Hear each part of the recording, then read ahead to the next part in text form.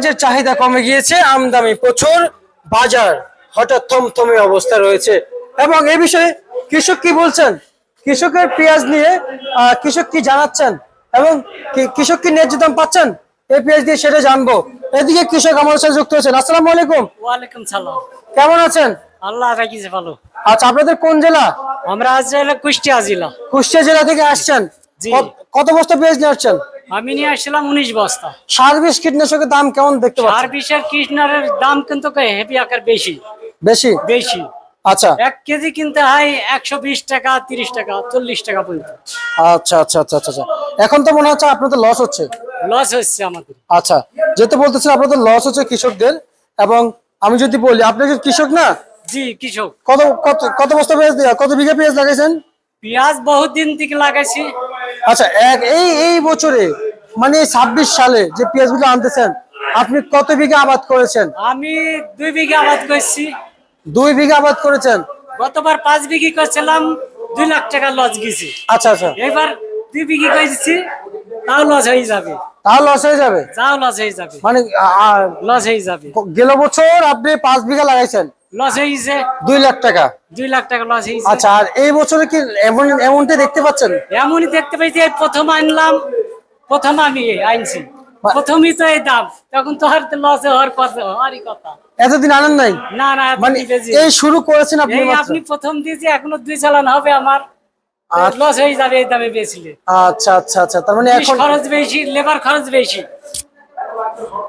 এই পেঁয়াজ গুলো আনতে, 19 বস্তা পেঁয়াজ আনতে আমার ধরেন খরচ হবে হলে 15,000 টাকা খরচ হবে। তাহলে 15,000 টাকা খরচ কয় টাকা হবে এতে? আচ্ছা আচ্ছা। আপনাদের ওইদিকে মানে গাড়ি ভাড়া একটু বেশি না? বেশি। আচ্ছা আচ্ছা আচ্ছা আচ্ছা, তার মানে কৃষকরা কোনো সুবিধা পাচ্ছে না কৃষকরা? না না, সুবিধা পাচ্ছে না, অসুবিধা হয়ে যাচ্ছে। আচ্ছা, মানে খুবই বিপাকে আছে কৃষকরা। হ্যাঁ জি। আচ্ছা, এখন যে পেঁয়াজগুলো নিয়ে এসে এই মার্কেটে বিক্রি করছেন, কার কাছে পেঁয়াজ দিয়েছেন আপনি? আমি দিলাম এই জুয়েলের ঘরে দিলাম। আচ্ছা, এই যে মেসেজ রাজীব বাণিজ্য ভান্ডারে? জুয়েলের ঘরে দিলাম। আচ্ছা আচ্ছা, ঘরের নাম তো মেসেজ রাজীব বাণিজ্য ভান্ডার, এই ঘরে তো? হ্যাঁ। আচ্ছা আচ্ছা আচ্ছা আচ্ছা। আমি যদি বলি এখন যে পেঁয়াজ বিক্রি করছেন, তা কত করে বিক্রি করছেন? এই 33 বেচলাম, 34 বেচলাম। মুড়ি কাটা পেঁয়াজ? মুড়ি কাটা পেঁয়াজ সর্বোচ্চ কত বিক্রি করলেন? সর্বোচ্চ 35 বেচেছি। কয়টা? আচ্ছা, বাজারে আবারও কমে যাচ্ছে? কমে যাচ্ছে, 32 বলছে, 30 বলছে। আচ্ছা, মানে বাজার সে আগের জায়গায় চলে যাচ্ছে আবারও? আবার সে আগেকার বাজারের কমছে আগে। আচ্ছা আচ্ছা আচ্ছা, তো এইভাবে যদি বাজার কমতে থাকে তাহলে তো আপনাদের লস। লস হয়ে গেছে, আমাদের লস হয়ে যাবে। আচ্ছা, মানে লস হয়ে যাচ্ছে। লস হয়ে যাচ্ছে। আচ্ছা, আমি যদি আপনার কাছ থেকে একটু জানতে চাই যে আপনারা ন্যায্য কত চাচ্ছেন? 60 টাকা। তো 60 টাকা 60 টাকা না হলেও 2000-এর উপরে, 50-এর উপরে, কি 50 কি 45 এরম বেচলেও কিছু বাঁচা যাবে আর কি। মানে স্বস্তি মিলবে তখন আপনাদের? জি, বাঁচা যাবে। এখন লস যাচ্ছে। জি।